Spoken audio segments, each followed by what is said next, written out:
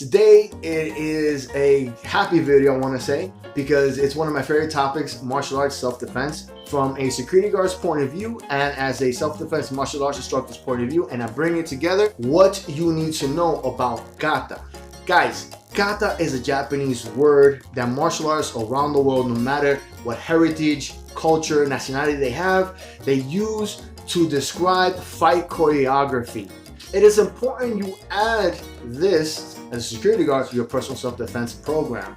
Now, what I'm going to do is I'm going to talk about the cons and the pros of Kata so you can make your own decision, and say, hey, maybe this is a self-defense, routine I should maybe venture towards just because this guy recommends it, So let's first start off with the cons.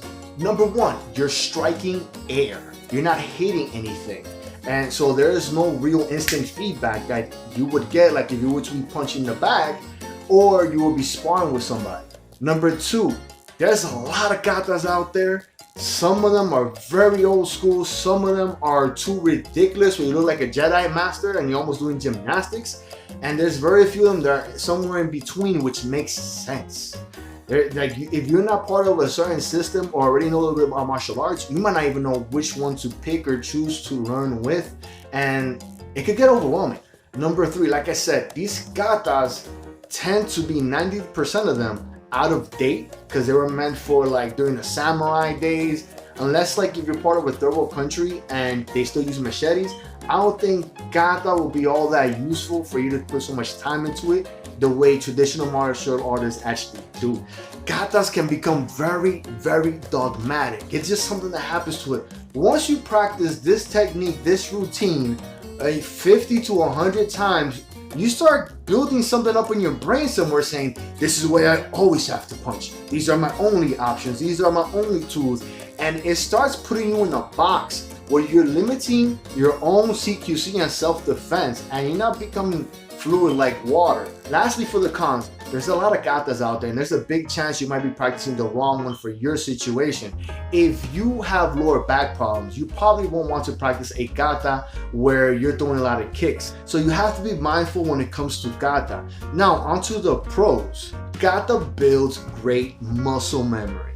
You don't want to think or become frozen in time as that flying punch is coming towards your face. You're thinking about, okay, I'm going to bob and weave. No, I'm going to lean back. No, I'm going to parry. No, I'm going to redirect it. No, I'm going to block it. No, I'm going to shield. You don't want your mind to wander, because when it comes to self-defense, are you going to flight, fight, or freeze? Those are the 3 F's of it, right? If you get pretty good at it, you can earn a fake trophy like I did in 2010 at Karate Tournament of Champions. I competed doing the form you saw in the video earlier. I was the only one in my category, so all I had to do was do that form and they automatically gave me a first place. This is a heck of a trophy.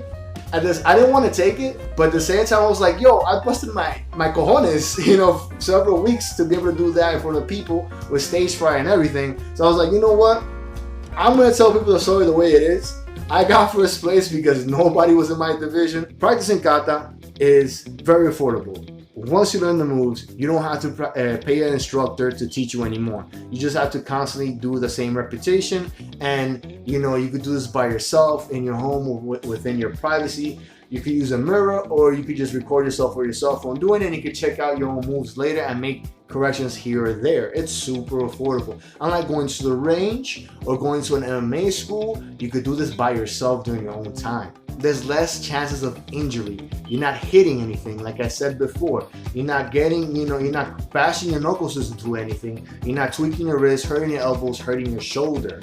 It sets a standard for the movements, the options you have to you naturally, because you're always practicing, or you're practicing, better yet, 1 or 2 hours a week. And this is part of your ground core foundation of self-defense. It's something to show your family and friends. It ties you to a lineage and a heritage that martial artists have been doing always since the beginning of recorded history. There's always been warriors. There will always be warriors. We will never reach a state of utopia where there won't be no type of violence. It's human nature, and it helps you understand that. So you learn the cultures, and you also learn some tradition and history.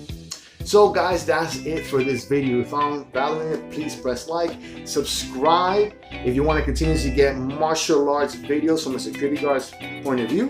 Take care of yourself, love yourself. See you in the next episode. Ciao. Te quiero mucho.